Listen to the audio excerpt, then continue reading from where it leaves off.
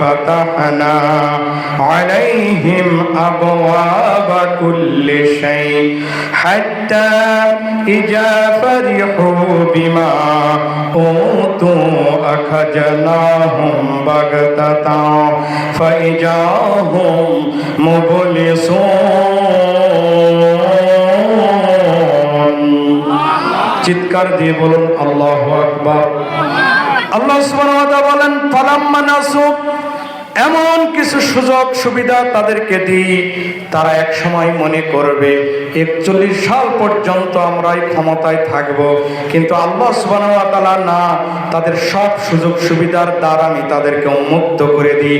বর্তমান মনে করে আমরাই হলো বড় দল, সামনেবারে খালি ডিসেম্বর আসুক আমরাই ওখানে যাব, কিন্তু ক্ষমতার মালিক জোরে বলেন তো কে?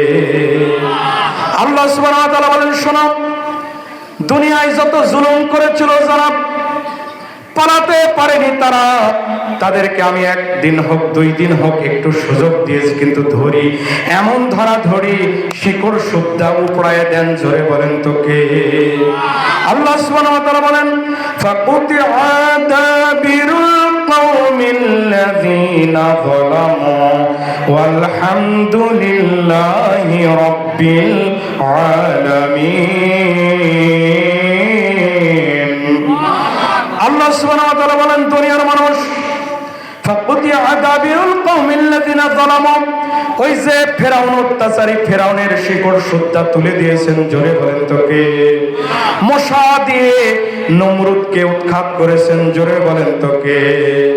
অনুরূপভাবে আমি তোমাকে দুনিয়া থেকে এমন ভাবে উৎখাত করব, তোমার জন্য একটা চোখের পানি ফেলার মতো কেউ এই জমিনে থাকবে না।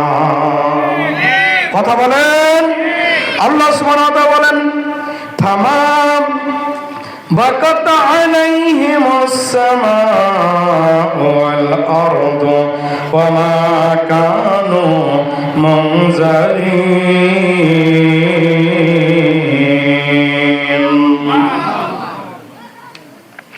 কেউ কাঁদবে না।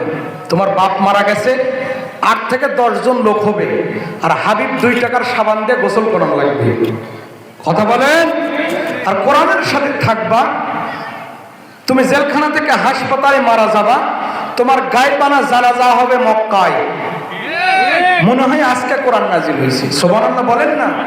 কোরআন এমন একটা কিতাব লা মুবাদদিলা, যে কথা প্রথমেই বলেছি, কিয়ামত পর্যন্ত কোরআনের সাথে থাকলে সহযোগিতা করবেন, জোরে বলেন তো কে? আবু বকর রাদিয়াল্লাহু তাআলা আনহু বলছেন, হুজুর আল্লাহর কসম মাথা উঠান, আমি আবু বকর আমার নাকের মধ্যে কুমু বিনাইলা জান্নাতি, জান্নাতের বাতাসের সুঘ্রাণ আমি আমার নাকের মধ্যে পেতেছি। আল্লাহ সুবহানাহু ওয়া তাআলা বলেন নবী গো মাথা উঠান, ইজ তাস্তাগীসুনা রাব্বাকুম ফাস্তাজাবা লাকুম আন্নী মুমিদ্দুকুম বিআলফিম মিনাল মালাইকাতি মুরদিফিন। আল্লাহু আকবার। আল্লাহ সুবহানাহু ওয়া তাআলা